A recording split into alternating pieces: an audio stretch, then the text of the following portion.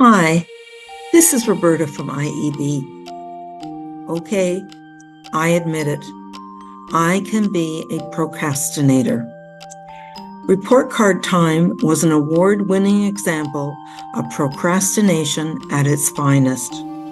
My fridge, bathrooms, floors, and even my pantry always needed attention when my focus should have been on reports. The simple act of sitting down and starting was my biggest hurdle. But once I started, it was game on. Funny how that happens. This podcast triggered the procrastinator that lies within. I could not find the right inspiration. Oh, I was given many amazing ideas, but many other must-dos took priority. So where do you find motivation when the do anything else bug bites? Well, I have a special sister friend who draws inspiring motivation from the world around her. She looks at or hears something and it inspires her creative mind. She inspires me. She inspires others. Do you know someone like that? Do you have a sister friend who helps you stem the procrastinator? Or are you the sister friend who inspires others? No matter which personality you are, start working together and let the creative juices flow. You might be surprised what will transpire. I'd like to share what happened to me. My sister friend reminded me of a magazine that I used to love. I found it visually exciting and a clean read. I found its short articles were presented in an eye-pleasing manner. So she suggested that I read one of the recent editorials. The hunt began. I had to visit several stores before I found a copy. So check that one off the list. Her instructions then were simple. Now let your thoughts flow. I can do that. Well, sometimes. Do you hear the procrastinator at work here? But hold on, it does get better. Partway through, I started thinking about breakfast. What would I have?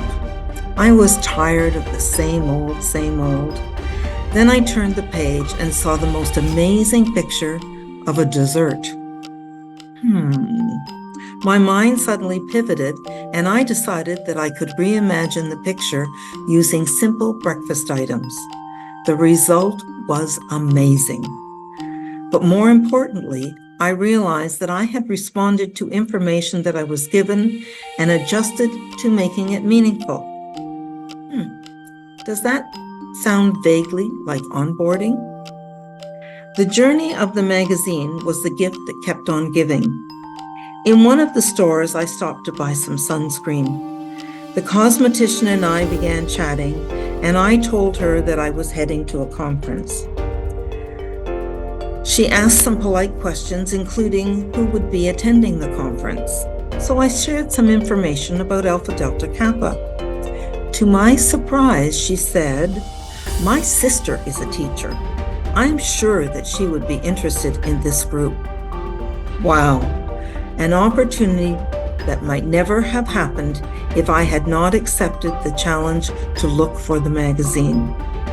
I can tell you that I will certainly have another conversation with this cosmetician to share some more about Alpha Delta Kappa, including contact information. Now, as it turns out, her sister lives too far from our chapter area, but that doesn't matter.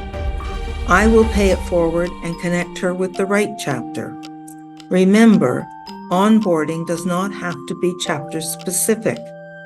So let go of the must-have list and invite a potential sister to explore any chapter.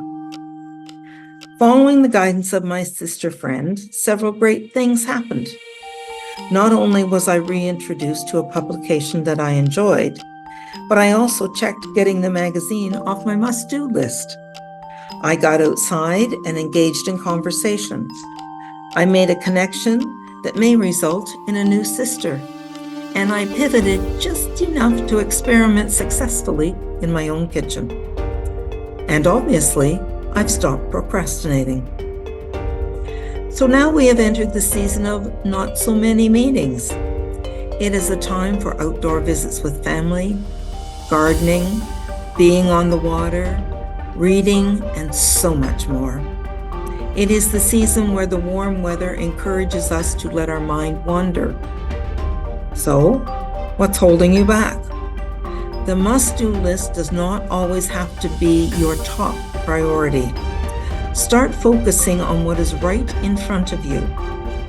Free your mind and let it wander.